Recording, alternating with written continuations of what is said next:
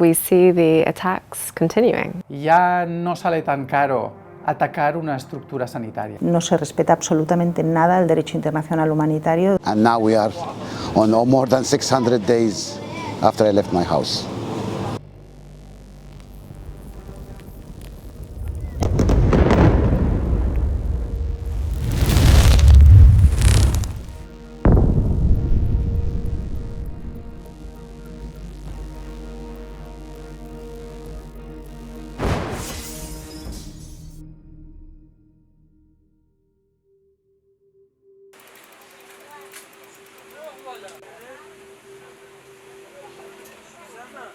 During this war, all the hospitals has been targeted directly or indirectly.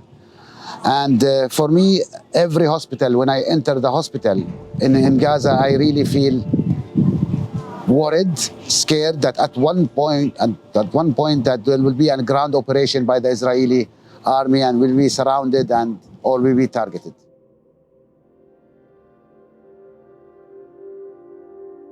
Han pasado ya 10 años desde el ataque de Kunduz y la verdad es que todo sigue igual. Estamos ante una debacle constante de la seguridad en contextos de guerra, de conflicto, donde no se respeta absolutamente nada el derecho internacional humanitario, donde las estructuras médicas, los almacenes, las ambulancias, los centros de salud están siendo continuamente atacados, ¿no? Con lo cual es una resolución que ha quedado en papel mojado. A esto pues, hay que añadir una característica constante de los ataques, que es la impunidad continuada de estos crímenes. Los estados que lo han ratificado no deben solamente cumplir con el derecho internacional humanitario, sino también hacerlo cumplir. The patterns continue, and the attacks on healthcare in areas of armed conflict really seem to be increasing, at least according to the reported numbers. The only thing that really changes is the focus and the concentration to new contexts where there's an armed conflict. So Gaza, Sudan, Ukraine, Myanmar. If you look at the numbers, for example, in 2023, those four contexts represented 85% of the attacks on healthcare. And they also represented 72% of the killings of healthcare workers, which were over 400 people in just 1 year. Every health structure in Gaza, from north to south, was attacked. The health structure actually collapsed. Now, I'm not saying it's anymore collapsing because there is no more health structure anymore. The life is completely destroyed. There is no schools, there is no universities, no streets, no shops, no houses.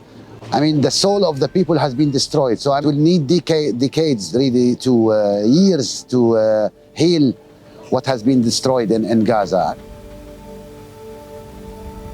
When you're politicizing healthcare and you're accusing entire health structures or organizations of being non-neutral, you are basically placing it into the realm of the armed conflict, and also you're implying it to be a legitimate target, which is not the case. Healthcare is a symbol of authority. And attacking healthcare is an attack on this authority in a way as well. So that's very important in modern day warfare. That's why I think it happens in a systematic way. Another reason is definitely the impunity and the lack of consequences. I've rarely seen any party has been held accountable because of an attack on a healthcare facility. I think that we are at a new normal that is also an old normal. So, having a legal framework in place which is not being respected is like going back to, the early 1800s where there was no legal framework.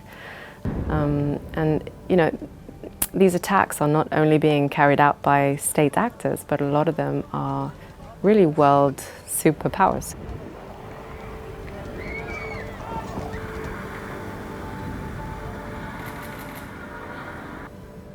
I'm in Gaza since now 25 years. I never imagined that I will live this 600 days. I never imagined that this kind of war will happen. I have been in Kuwait during the Gulf War. I saw the Iranian-Iraqi war in the past. I mean, I was here at the beginning of the second Intifada, the several military waves. But this one, the war of Gaza of 2023 after 7th October, I never imagined that I will live it. It's living a movie, you know, a horror movie, a science fiction movie, really. I mean, we lost everything, so I mean, our moods are really, I don't want to speak about it anymore.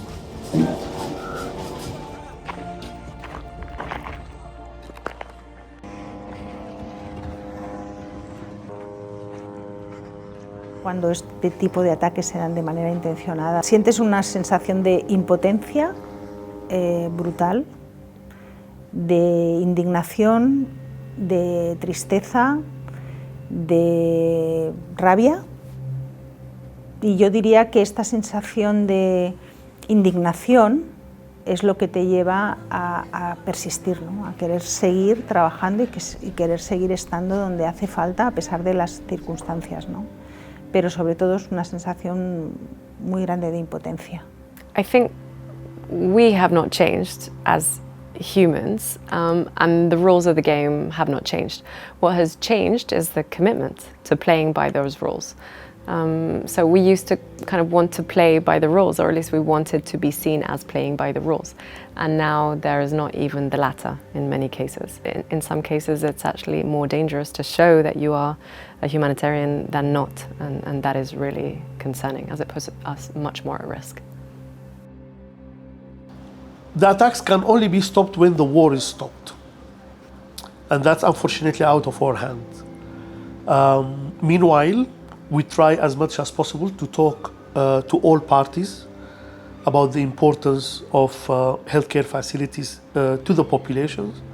We try to explain as much as we can that civilians need to be protected, patients need to be protected, and hospitals should not be a battleground for this war. And that's all what we can do as an organization.